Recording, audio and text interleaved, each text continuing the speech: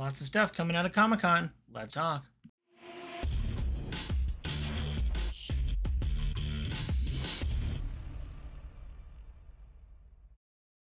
What up, viewers? What up? What up? Calc Soups here, and today is Friday, July 31st, and that means it's time for a quick recap of the week in video game news.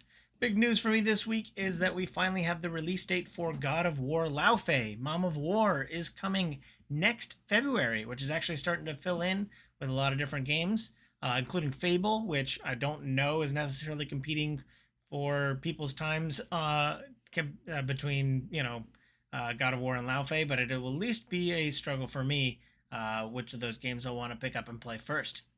But yeah, very exciting time. There's other games coming out at close to or around February in the first quarter at least.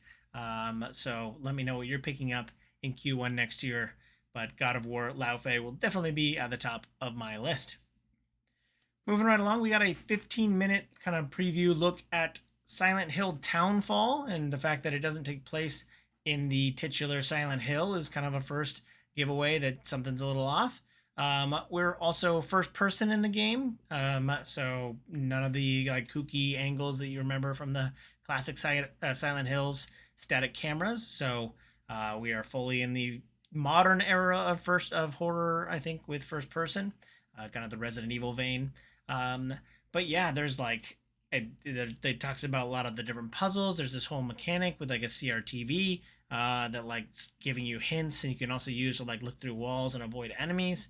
The combat, there's no HUD, so the combat is hard to do even if you do have a gun sometimes. So all of it's adding up to something that I think I'm really gonna like. I'm curious what the plot is. I've never played a Silent Hill game, but I'm excited for Silent Hill Townfall later this year.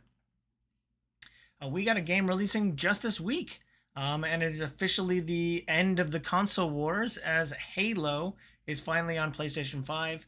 I've noticed a couple articles talking about some differences, but they're mostly minor gripes from old console warriors or something like that. But there might be actually particular foibles that people have. I just haven't seen any yet. It's currently at an 81 on Metacritic, so you know what you're getting into. This is a 25-year-old Halo game, so if you haven't played it yet, this is your chance to play it if you're a Sony PlayStation owner. So looking forward to this. Might be the one way, me and my wife never played any games together on my Xbox, so this might be a way for us to play on PlayStation. So, and it's only $50. I noticed that since I bought it, I've noticed it's only $50, which is pretty reasonable. I was glad / excited that it wasn't a $70 or $80 game, considering it's 25 years old, literally.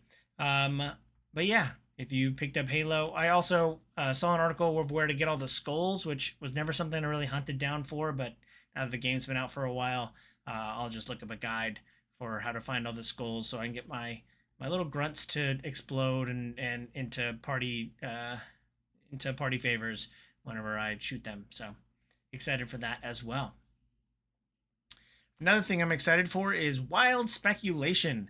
A lot of people, based on are speculating that the Ocarina of Time remake that's coming for the Switch 2 is coming this year, and notably this year, just about a week before GTA 6. Nintendo, usually known for doing whatever they want, launched, I think, I don't know if it was Mario the same day as Red Dead Redemption 2. So, they don't care what else is going on in the market. Nintendo's going to release when they want. So, I'm fully on board with them just not caring about GTA 6 and releasing their game anyway.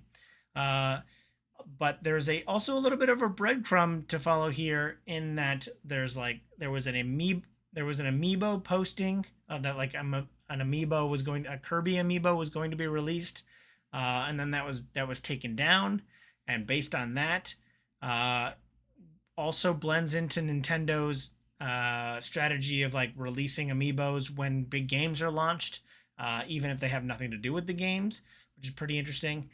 Even though this Kirby was wearing the Link hat and all that kind of stuff, it was a sword and board Kirby. But yeah, based on the fact that that was supposed to come out, November 11th or 12th, people are speculating that the Ocarina of Time remix coming for the Switch, remake for the Switch 2 is dropping middle of November. So there is nothing really coming out in November besides GTA 6. So Nintendo can do whatever they want, and like I said, they usually don't care.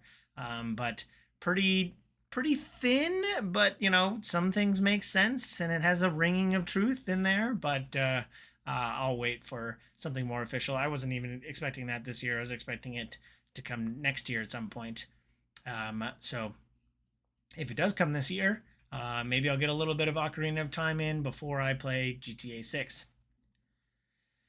Moving along, we got a bit of bad news this week. We finally know what it cost for at least one of the studios that got spun out of Microsoft. Double Fine announced that they laid off 25% of their staff to the tune of 23 people losing their jobs.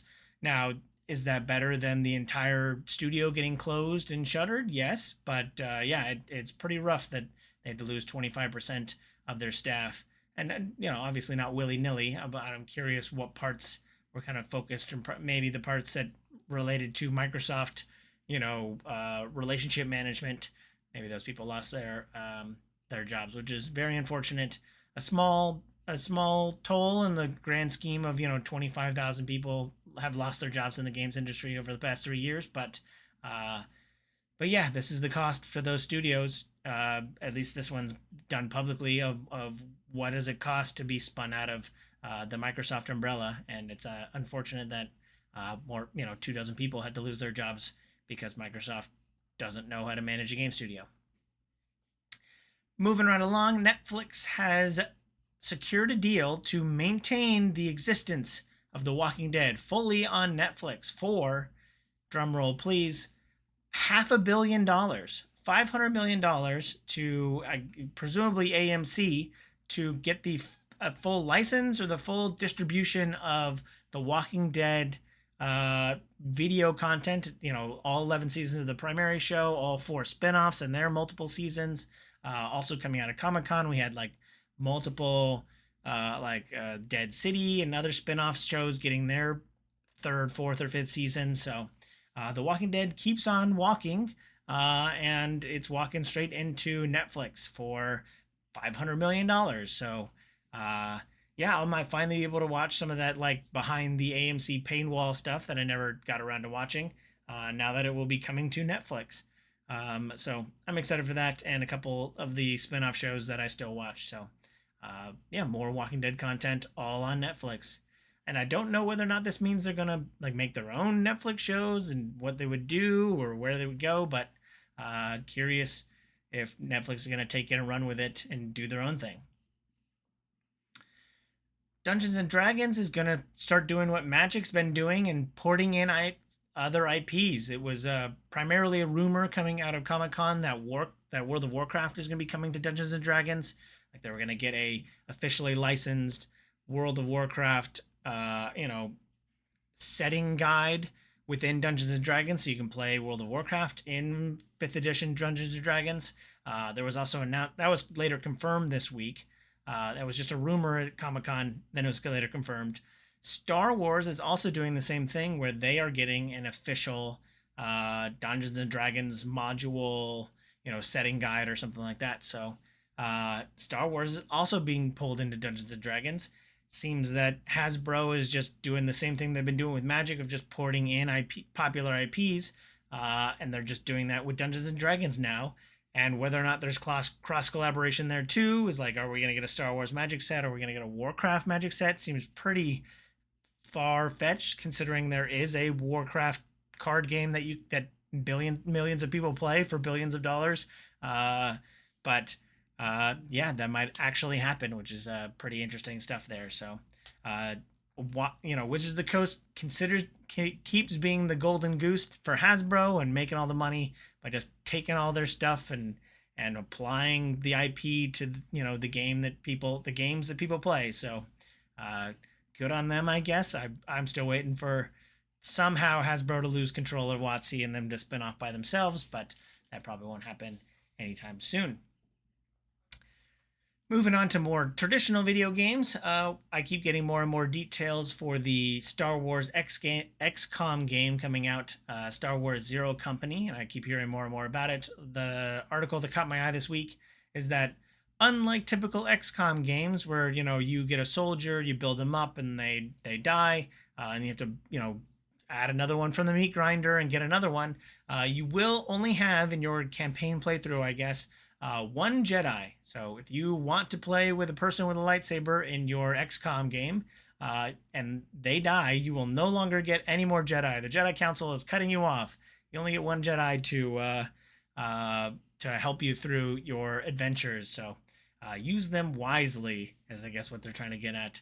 I will definitely just save scum my Jedi so that it doesn't die, but and I'm excited to have one on the battlefield running around cutting people in half, Darth Maul style. But yeah, if you don't want to play with one, you don't have to use it, or you can get it killed really quickly. So exciting time to be a Jedi in this XCOM Star Wars game coming out.